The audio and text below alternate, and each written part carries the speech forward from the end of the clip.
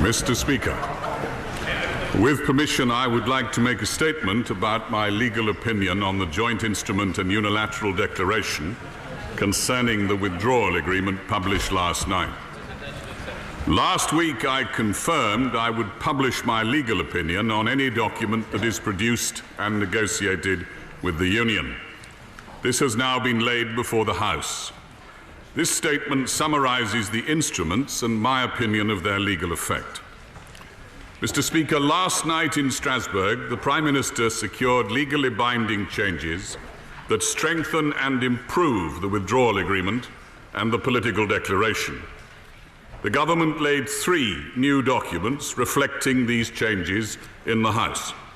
First, a joint legally binding instrument on the withdrawal agreement and the protocol on Northern Ireland.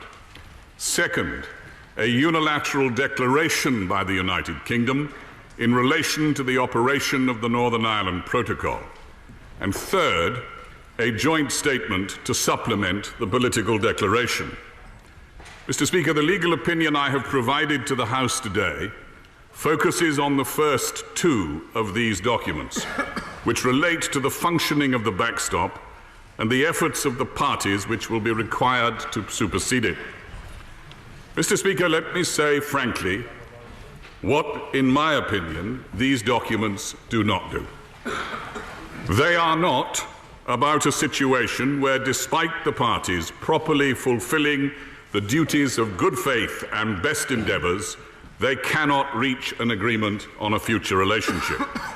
Such an event, in my opinion, is highly unlikely to occur, and it is both in the interests of the UK and the EU to agree a future relationship as quickly as possible.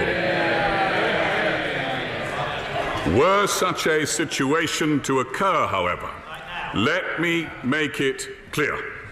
The legal risk, as I set it out in my letter of the 13th of November, remains unchanged.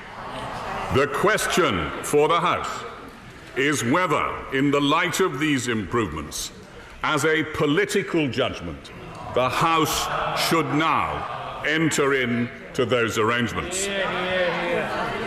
Let me move on to what these documents do achieve.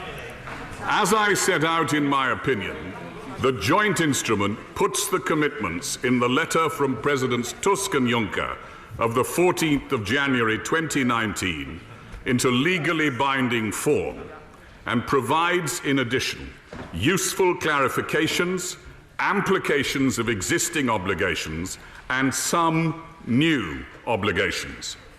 The joint instrument confirms that the European Union cannot pursue an objective of trying to trap the UK in the backstop indefinitely.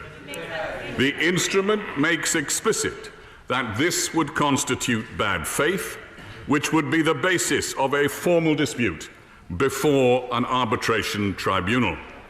This means ultimately that the protocol could be suspended if the European Union continued to breach its obligations. The joint instrument also reflects the United Kingdom and the Union's commitment to work to replace the backstop with alternative arrangements by December 2020, including as set out in the withdrawal agreement. These commitments include establishing, and I quote, immediately following the ratification of the withdrawal agreement, a negotiating track for replacing the customs and regulatory alignment in goods elements of the protocol with alternative arrangements. If an agreement has not been concluded within 1 year of the United Kingdom's withdrawal, efforts must be redoubled. In my view,